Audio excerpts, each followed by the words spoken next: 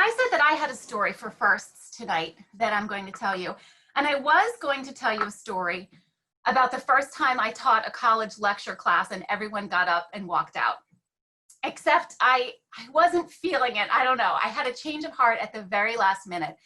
And I decided instead that I'm going to tell a story about the very first time I told a story, because it was a very meaningful moment in my life. So going back to about 2010, 2011, so almost 10 years ago now, which is hard to believe, I had a friend, a very dear friend named Todd Marone, who sadly is no longer with us. And he posted a video on Facebook of himself telling a story at a Story Slam in Philadelphia, where he was forced into a situation where he had to use a Christmas gift bag to go to the bathroom and leave it on someone's lawn. That's it in a nutshell. And I saw this story online, and I had never heard of the idea of a Story Slam or what this could possibly be. And I was so intrigued, I had to get involved. And I had only known Todd on Facebook at that point, but I went to see him compete in a Grand Slam in Philadelphia, and I was blown away. And I said to him, and I said to myself, and I said to my friends I was with, I want to do this. I want to do this someday. However, I am not going to do it unless I have every single word of my story written out and memorized, because there is no way I am dealing with any anxiety or nervousness or fear about forgetting what I'm going to say or losing my train of thought or not knowing where I'm going to go next. So I'm going to do this someday, but it's going to be so perfect that I'm just going to get there like a champ and ace it, and I'm not going to have a worry in the world. So I went to a couple of slams. I didn't really see a theme that fit. And then finally I saw one coming up, and I committed to all of my friends and to myself that I was going to go tell a story at this Story Slam in Philadelphia. I'm not going to tell you what the theme was, and I'm not going to tell you which Story Slam it was, because I don't want you looking it up on YouTube. So I made this commitment, and I had about 6 weeks to write the story. My kids at the time were about 4 years old, 6 years old. So I didn't have a lot of free time to work on it. And before I knew it, who am I kidding? I'm always like this. I shouldn't blame it on my kids. Before I knew it, the Story Slam was a week away, and I had nothing except a general idea for this story. And one of my best friends growing up called me and said, hey, we're having a girls' scrapbooking weekend in the mountains. Why don't you come with us? And I said, oh, I don't really, number one, I dislike scrapbooking. And number two, I committed to do this Story Slam, and I have nothing written, and I really need to get it done.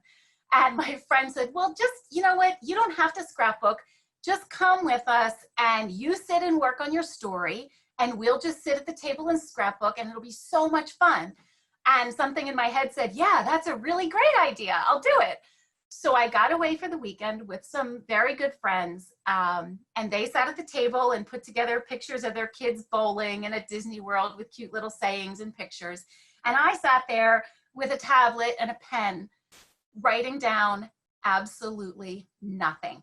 I had the worst writer's block, perhaps because scrapbooking is kind of a decoy for just getting away from your husband and your kids for a weekend. There were, mimosas and wine and all this good food. And before I knew it, it's Sunday morning, and we're packing up to go home, and my tablet is still blank, and my Story Slam is on Tuesday. I have nothing. So I take a chair out into the woods. I have about an hour now before we're leaving, and I sit by myself on a folding chair in the woods, and all of a sudden, all these ideas start coming to me. And now I'm writing just like a brain dump of all these things I want to say in my story. And I'm finally getting it down and I'm getting it out, but it's in no order whatsoever. So I know kind of what I want to say, but I am as far from my decree that I'm going to have this thing memorized than you could possibly be. And before I can blink, it's Tuesday evening, and I'm getting dressed to go to the Story Slam. And I know that I'm going to need several alcoholic beverages. So I get myself to a friend's house and have him and his girlfriend drive me downtown to the Story Slam. And I am laying down in the back seat like a toddler, whining the entire time. I don't think I can do this, guys. I don't want to do this. I don't think I can do this. I don't want to do this. What am I going to do? Oh my God. Oh my God. rehearsing my first line over and over and over because that's the only line that I have. Everything else is just going to come out when I get up on stage. So we finally get down there. We're only about 10 minutes before the Story Slam starts. This was, do you remember back in the day when we had Story Slams in person and you could just drop your name in when you got there? You didn't have to sign up ahead of time. So I got there and I put my name in and I sat down and I thought, all right, I just please don't let me go first. Just please don't let me go first. Please don't let me go first. And our first storyteller is Luanne Sims. And they called me absolutely first. And I stood up there. I hadn't even had time to finish one drink. And I got up there and I didn't die. And I didn't break down sobbing. I didn't fall down. I didn't walk off the stage before I was finished. I said some stuff. I heard a bell ring. I heard a bell ring again. I got to what felt like maybe it was the end of a story. And I went back to my table, just running toward the comfort and the loving arms of my friends.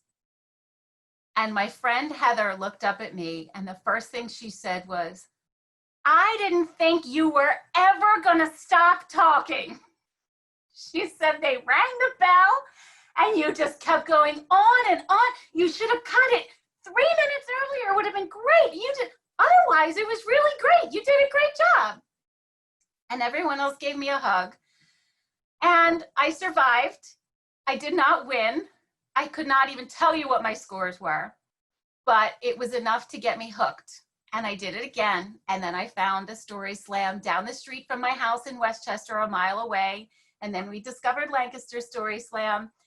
And it has become such an important part of my life. I shudder at the thought that if I had not clicked on that poop in the gift bag video, I might not have this in my life.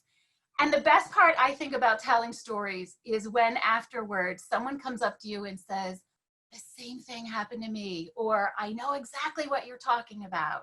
Or maybe even more importantly, when you hear a story from someone who is a little bit different from yourself or has a different background, and suddenly you see or understand something in a brand new way. It's just such a gift that we have this to share. So I'm so glad I got up there and did it the first time. And unfortunately, it gave me license to not plan well for the rest of my stories. And I have some repeat performances, and I've been known to tell a 12-minute story. So with that, I will stop talking now and introduce our first real storyteller.